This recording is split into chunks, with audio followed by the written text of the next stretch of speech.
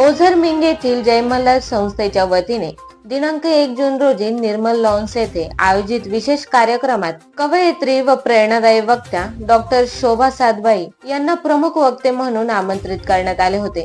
यावेळी संस्थेच्या अध्यक्षा लताताई टर्ले यांच्या हस्ते त्यांचा शाल पुष्पगुच्छ देऊन सत्कार करण्यात आला। कार्यक्रमात बोलताना डॉक्टर शोभा सादबाई यांनी आयुष्य सुंदर करूया या विषयावर उपस्थितांना मोलाचे मार्गदर्शन केले।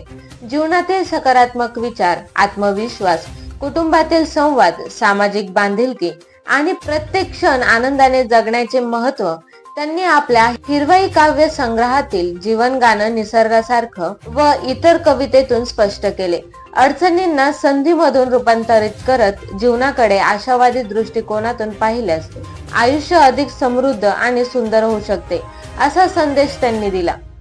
मनाच्या चष्म्यातून जर आयुष्याकडे पाहिलं तर ते सकारात्मक नकारात्मक कसं जगायचं ते आपणच ठरवायचं असतं।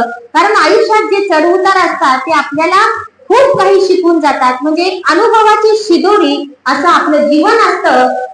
मी तर म्हणते की आपण जे काही अनुभव घेतो त्यासाठी शाळेत जायची गरज नाही।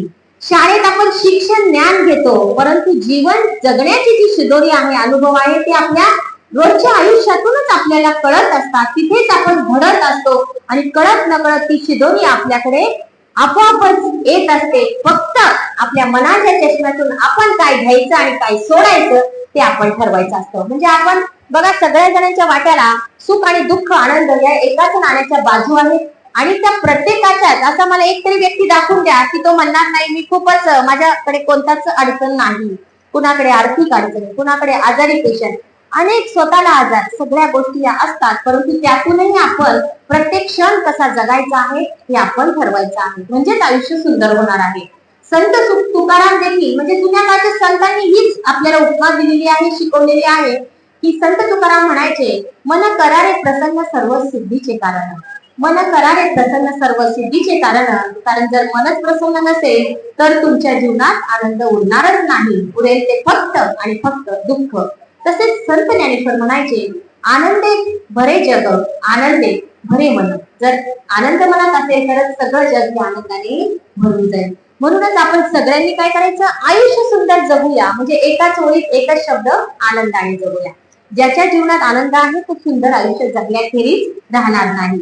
So always remember, happiness is not in things but it is in your hearts. So happiness in your hearts, the happy mind always beautiful life and the secret of beautiful life is happy heart। म्हणजे happy heart ठेवायचं असेल तर काय करायचं, आपलं हृदय जर happy ठेवायचं तर smile more, worry less and enjoy every moment happily in your life. म्हणजे तुम्हाला जर हॅपी राहायचं असेल तर काय करायचंय, स्माइल, जास्तीत जास्त हसायचंय, चिंता दूर ठेवायची आणि चिंतेला दूर ठेवून प्रत्येक आयुष्यातला क्षण हा जगण्याचा प्रयत्न करायचा आहे। जर अशा प्रकारे जगला तर नक्कीच तुमच्या आयुष्याला, म्हणजे मी म्हणेल की परीस गवसल्याखेरीज राहणार नाही आणि आयुष्य अतिशय सुंदर जगाल। त्यांच्या प्रभावी आणि प्रेरणादायी विचारांनी उपस्थितांमध्ये नवचैतन्य निर्माण झाले। कार्यक्रमास उपस्थित महिलांनी व नागरिकांनी त्यांच्या मार्गदर्शनाचे स्वागत करत जीवनात सकारात्मक बदल घडवून आणण्याचा संकल्प व्यक्त केला। हसून खेळून जीवनात सोनेरी क्षण पेरूया, हसून खेळून जीवनात सोनेरी क्षण पेरूया, चला आयुष्य सुंदर करूया।